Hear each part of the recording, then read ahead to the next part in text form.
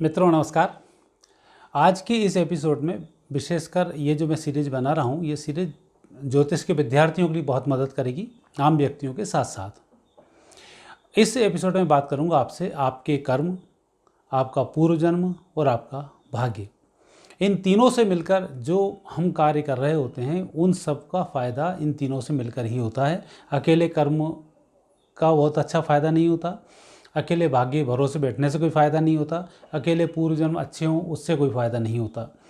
जब कर्म, पूर्व जन्म और भाग्य तीनों का कॉम्बिनेशन बनता है तब व्यक्ति को पूर्ण रूप से सफलताओं की प्राप्ति होती है। इसलिए आपने मेरे एक पंचलाइन भी पढ़ी होगी, कर्म से भाग्य बनता है। तो इन सब में कर्म की बहुत बड़ी भूमिका होती है, क्योंकि पूर्व जन्म में जो प्रारब्ध आपका है वो आपको फल देगा, लेकिन जैसे कर्म करेंगे उसके अनुरूप उसके फल की प्राप्ति होगी। जैसे हम कार्य करते हैं वैसे भाग्य हमारा साथ साथ जुड़ जाएगा। यदि भाग्य हमारा अच्छा है तो उसमें आपकी मदद करेगा, आप जल्दी सफल होंगे। भाग्य ठीक नहीं है तो आपके कर्मों को कहीं ना कहीं रोकेगा। यदि आपका भाग्य अच्छा है, कर्म अच्छे हैं तो आपको सफलताएं मिलेगी, लेकिन प्रारब्ध आपका बहुत अच्छा नहीं है तो वहाँ जाकर जो भी आप अर्जित करेंगे उसमें फिर नुकसान हो जाएगा।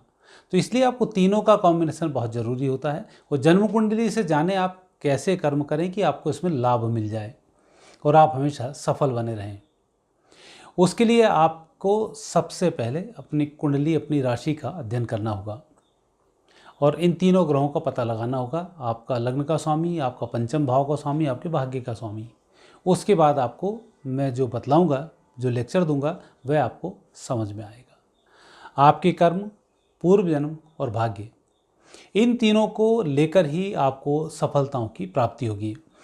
जैसे आपकी मेष राशि है तो मेष राशि वाले व्यक्तियों को मंगल, सूर्य और गुरु, इन तीन पर अपना ध्यान केंद्रित करना होगा, क्योंकि मेष राशि के जो व्यक्ति होते हैं वह पहले नौकरी करते हैं, फिर जो कार्य कर रहे हैं उसका वह कार्य करना शुरू करते हैं, फिर उसी कंपनी के मालिक बन जाते हैं और उसके बाद उनका जीवन सफल हो जाता है।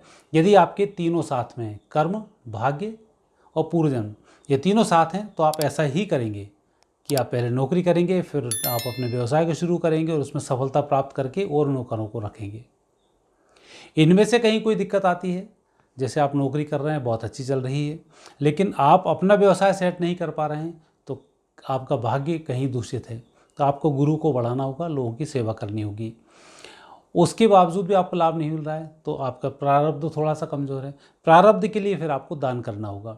मिठाइयों का आप दान करें, आपको इसको लाभ मिलेगा। तो मेष राशि वाले व्यक्ति के लिए इतना ही एक उपाय करेंगे, आपको सफलता बहुत अच्छी मिलेगी।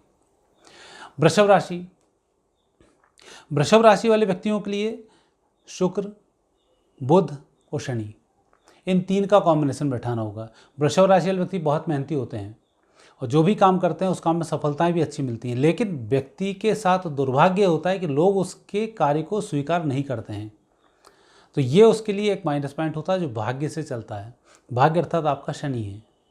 जब आप कोई काम करें, आप काम के अनुसार आपको सफलता ना मिले तो समझ जाए आपका भाग्य कमज़ोर है। और भाग्य कमज़ोर है तो आपको शनि को मजबूत करना है। शनि को मजबूत करना है तो आपको अपने नौकरों पर, आपको अपने छोटे कर्मचारियों पर पूरा भरोसा होना चाहिए और उन्हें शनिवार को कुछ ना कुछ खिलाएं ज़रूर, चाहे नमकीन खिला दें, चाहे मीठा खिला दें, कुछ भी करें। आपका शनि बढ़ेगा और उनका सम्मान करें। जब शनि बढ़ेगा आपका भाग्य साथ आएगा। और पूर्व जन्म का जो संबंध है बुध से है। हालांकि तीक्ष्ण बुद्धि के आप वैसे भी होते हैं और बड़ी आसानी से हल निकाल भी लेते हैं, और कहीं पूर्व जन्म का दोष बनता है तो हमें समझ में ही नहीं आता आगे क्या करना है। तो ऐसे समय मानकर चलें प्रारब्ध में आपने कुछ किसी को छल कपट किया है जो आज आपको नुकसान पहुंचा रहा है। तो बुध को मजबूत करने के लिए आपको अपने मित्रों का सम्मान करना होगा, अपने परिजनों का सम्मान करना होगा, उसमें आपको लाभ मिलेगा। और एक पन्ना रत्न आप पहन सकते हैं, पन्ना रत्न आपकी इसमें बहुत मदद करेगा। और अभी ईमानदारी से काम करें तो आज का जो कर्म है कल का भविष्य बनेगा। जो आज कर्म कर रहे हैं कल के लिए वह प्रारब्ध बनकर आपके साथ आएगा और आपको लाभ मिलेगा। बुध की महादशा विशेष रूप से आपके लिए शुभ रहती है। यदि आपकी मिथुन राशि है तो मिथुन राशि वाले व्यक्तियों के लिए बुध, शुक्र और शनि, ये आपके लिए भी शुभ होता है। मिथुन राशि वाला व्यक्ति बहुत बुद्धिमान होता है, चालाकी से अपने कार्य को करता है, और कहीं भाग्य आपका कमज़ोर पड़ जाए तो चालाकी आप कितनी भी कर लें, आपके जो कर्मचारी होते हैं वही आपको खा जाते हैं और आपको नुकसान पहुंचा देते हैं। मानकर चलें आपका भाग्य कमज़ोर है, इसलिए आपको कर्मचारियों ने ही कमज़ोर करके नुकसान पहुंचा दिया। ऐसा भी होता है कि आपका भाग्य, कई बार ऐसा होता है कि हम पूर्व जन्म में लोगों को बहुत सारा दान दिए होते हैं, तो इस जन्म में हमें पैसा मिलता रहता है और हमारे काम चलते रहते हैं।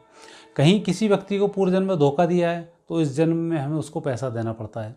हम कर्ज ले लेते हैं, कोई व्यक्ति आके हमसे उधार ले लेता है और वापस नहीं करता है।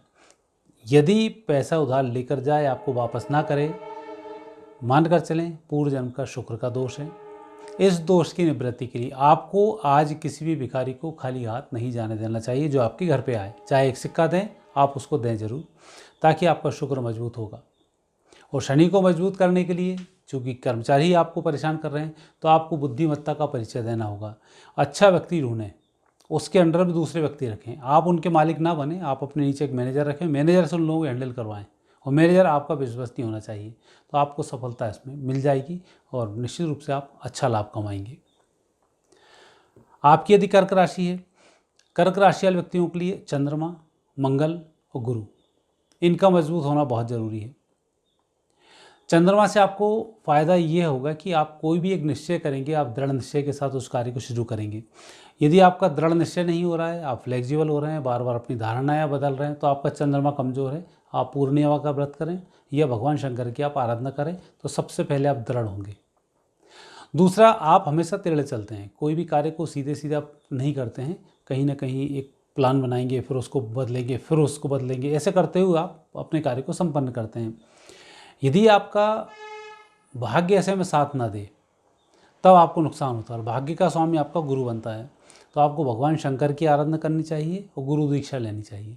ये दो कार्य आपको जरूर करना चाहिए। जिस क्षेत्र में आप कार्य कर रहे हैं, उस क्षेत्र के जो आइकन्स होते हैं, उस क्षेत्र के जो धुरंधर हैं या उस क्षेत्र के जो अनुभवी लोग हैं, उनके सतत आपको संपर्क में रहना चाहिए, जो आपको नुकसान नहीं पहुँचाएगा। प्रारब्ध की यदि बात करें, तो प्रारब्ध में मंगल होते हैं। किसी व्यक्ति की भूमि हड़प लेना, किसी व्यक्ति की झूठी गवाही दे देना, उसमें आपका प्रारब्ध बिगड़ता है और इस जन्म में आपको इसी प्रकार की समस्याओं का सामना करना पड़ता है। तो आप बहुत ईमानदार रहें, सत्यवादी रहें, तब जाकर पूर्व जन्म के पाप आपके दूर होंगे। गीता का पाठ करें और आपको इसमें लाभ मिलेगा। यदि आपकी सिंह राशि है, तो सिंह राशि वाले व्यक्तियों के लिए बड़ा शुभ संकेत तो ये होता है कि एक तो आपकी राशि के स्वामी सूर्य हैं, तो सूर्य राशि के स्वामी जब बनते हैं, जब व्यक्ति के पूर्व जन्म के कर्म ही अच्छे होते हैं, तभी व्यक्ति सिंह राशि में पैदा होता है। राजा होने के बाद इस जन्म में फिर कुछ गलत कार्य उससे हो जाते हैं।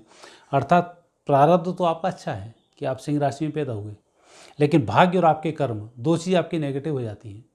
कर्म में आप किसी व्यक्ति को के साथ कार्य करते हैं और आप उसको नुकसान पहुंचाते हैं, या कई बार आप इतने डरपोक हो जाते हैं कि आप शेर होते हुए भी शेर की तरह कार्य नहीं कर पाते हैं, डर डर के आपको कार्य करना होता है। तो ये आपके कर्म पे डिपेंड करता है कि आप कर्म किस तरह से कर पा रहे हैं। तो कर्म को बढ़ाने के लिए रविवार के दिन आपको व्रत करना चाहिए, और जो भी आप काम कर रहे हैं लिख कर कार्य करें, एक योजना बनाकर कार्य करें, आपको उसमें सफलताएं मिलेंगी।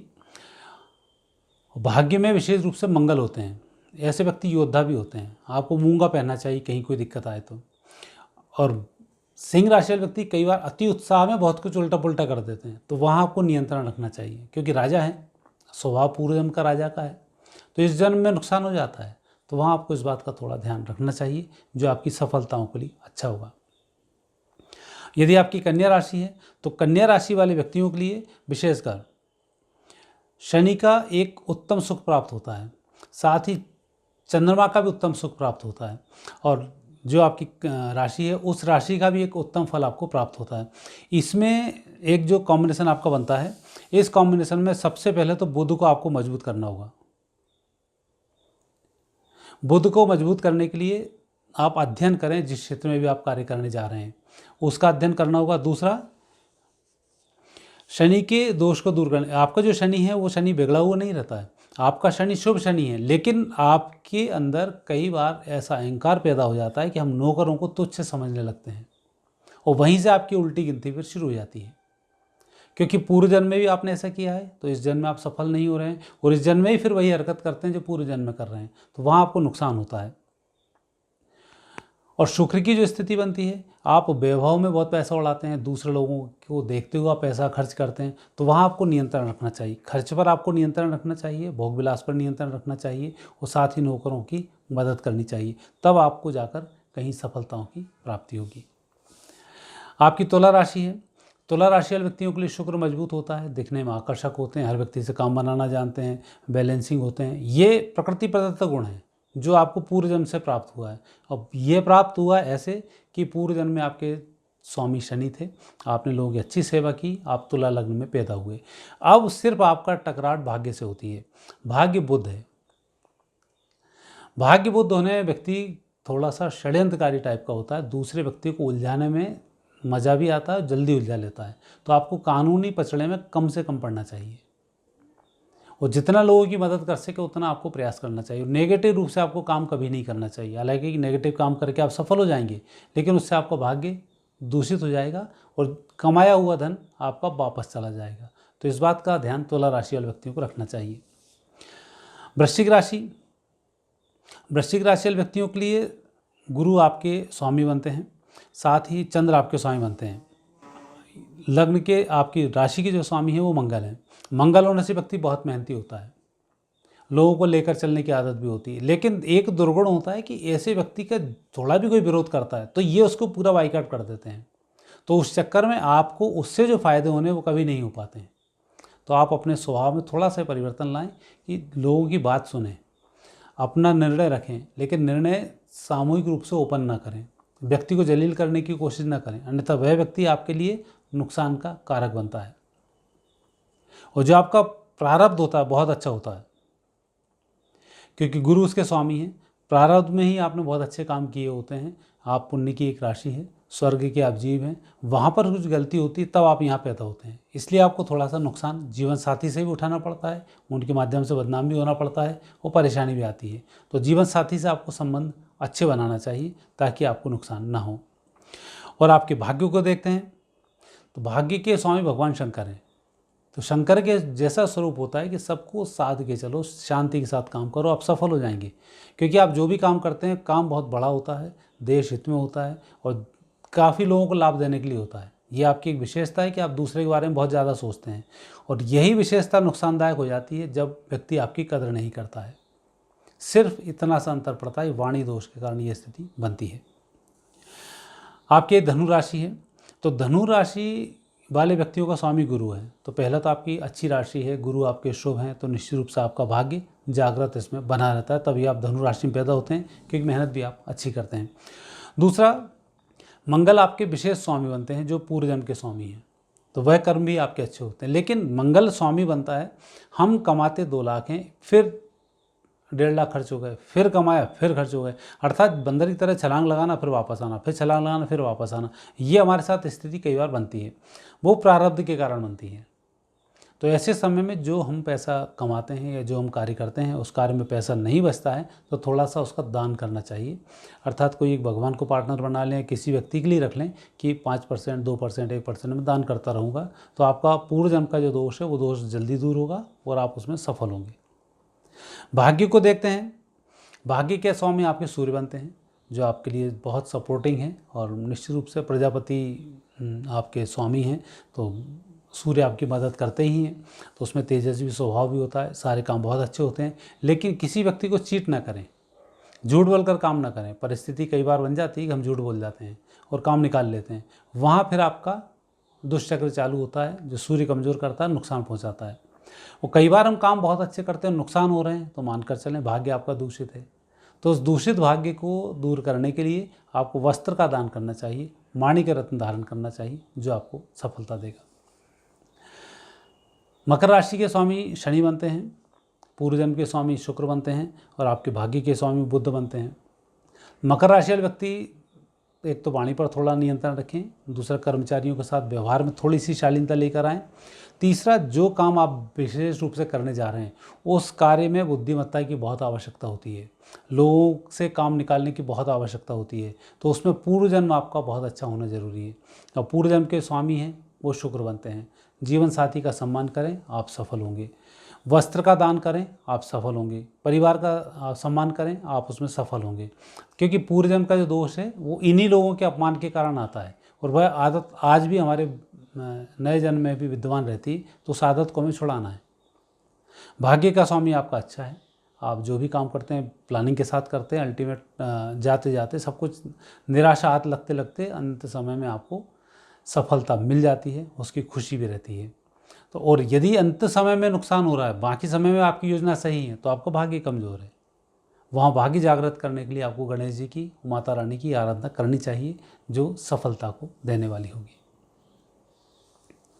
कुंभ राशि।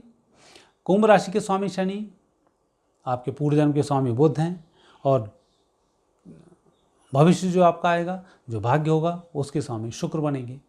तो कुंभ राशि वाला व्यक्ति अच्छा मेहनती होता है, अच्छा वर्कर होता है, और अच्छा सबसे बड़ी बात यह कि आज्ञाकारी व्यक्ति होता है। यदि कुंभ राशि वाले व्यक्ति कोई काम सौंप दिया जाए तो पूरा करके ही आएगा, और समय से पहले आने की आदत भी उसकी होती है। तो ये आपको फ़ायदा मिलता है, और इसमें आपको भाग्य भी आपका जागृत रहता है। लेकिन कुंभ राशि वाले व्यक्ति को व्यसनी नहीं होना चाहिए। पूर्व जन्म का भाग्य को व्यसन, कोई भी, यदि आपको सिगरेट की आदत है, शराब की आदत है, जुए की आदत है, ये आपको नुकसान पहुंचाती है। इन सब आदतों से आपको दूर रहना चाहिए, तब आपका पूर्व जन्म का जो दोष है वो दोष दूर होगा। फिर आपको भाग्य को बढ़ाने के लिए देवी जी की आराधना करना चाहिए, महिलाओं का सम्मान करना चाहिए, वस्त्र का दान करना चाहिए, और साथ ही आपको सफ़ेद वस्तुओं का व्यवसाय करना चाहिए। सफ़ेद वस्तु धारण भी करनी चाहिए। चांदी आपको बहुत लाभ करेगी, सफ़ेद वस्त्र आपको लाभ करेंगे, ब्लैक वस्त्र से आपको थोड़ा सा बचना चाहिए, तो ये आपकी मदद करेगा। और जो भी काम आप करने जा रहे हैं, उस कार्य को करने से पहले घर के बुजुर्गों का आशीर्वाद लेकर जाना चाहिए, ताकि पूर्व जन्म का कोई दोष आगे आपके आड़े ना आए, उनके कर्म से वह दोष कट जाता है। मीन राशि। मीन राशि वाले व्यक्तियों के लिए जो स्वामी हैं वो चंद्र बनते हैं। चंद्र का फ़ायदा आपको ये मिलता है कि आप जो भी काम करने जाते हैं उसमें जल्दी सफलता मिल जाती है। जिन लोगों से आप मिलना चाहते हैं उनसे आपकी मुलाकात आकस्मिक हो जाती है। ये पूर्व जन्म का प्रारब्ध है, आपने जो मेहनत की है उसका फ़ायदा आपको इस जन्म में मिलता है। लेकिन यहाँ भाग्य आपका रोड़ा अटकाता है। भाग्य का स्वामी मंगल है। कहीं आपने किसी व्यक्ति को नुकसान पहुंचाया तो ये मंगल आपको फिर नुकसान पहुंचाता है। किसी व्यक्ति से ज़मीन आपने हड़पी है तो ये मंगल आपको नुकसान पहुंचाता है, और आपको मकान बनाने में बहुत दिक्कत आती है। खुद का आप मकान बनाने जाएंगे, आपको बहुत समस्याओं का सामना करना पड़ेगा, तो वहाँ आपको मजबूत करना पड़ेगा। आपका प्रारब्ध बहुत अच्छा होता है, आपके कर्म बहुत अच्छे होते हैं, लेकिन आपका भाग्य कमज़ोर होता है। मीन राशि के साथ अक्सर देखा गया है कि भाग्य के मामले में थोड़े कमज़ोर होते हैं, सुख के मामले में इनको बहुत सारी कमियाँ रहती हैं। तो ऐसे समय में भगवान शंकर की इनको आराधना करनी चाहिए, और जो भी आप काम करें वह परिजनों के लिए करें, दूसरा फिर दोस्तों के लिए करें, फिर तीसरा आप समाज के लिए करें, तब आपको और आपके भाग्य को जागृत करने में आपको मदद मिलती है। और जो भी आप काम करने जा रहे हैं उसमें छोटे तबके के लोग हैं, उनका आपको आदर करना चाहिए, और उनके माध्यम से ही आपको सफलताएं प्राप्त होंगी। हालांकि छोटे लोगों का आपको बहुत ज़्यादा सहयोग नहीं मिलता है, लेकिन फिर भी आप उनके लिए लाइटली उनसे व्यवहार करेंगे, अच्छा होगा, जो आपकी तरक्की में चार चांद लगाएगा। भगवान शंकर की आराधना शुभ होगी। मित्रों, यह एपिसोड मेरा था आपका पूर्व जन्म और आपका भाग्य, और इसके माध्यम से आपका जीवन। यह एपिसोड आपको कैसा लगा आप मुझे अवश्य लिखें, और आगे आप क्या जानना चाहते हैं इसके लिए भी आप मेरे को लिख सकते हैं। अब आप मुझे आज्ञा दीजिए। नमस्कार।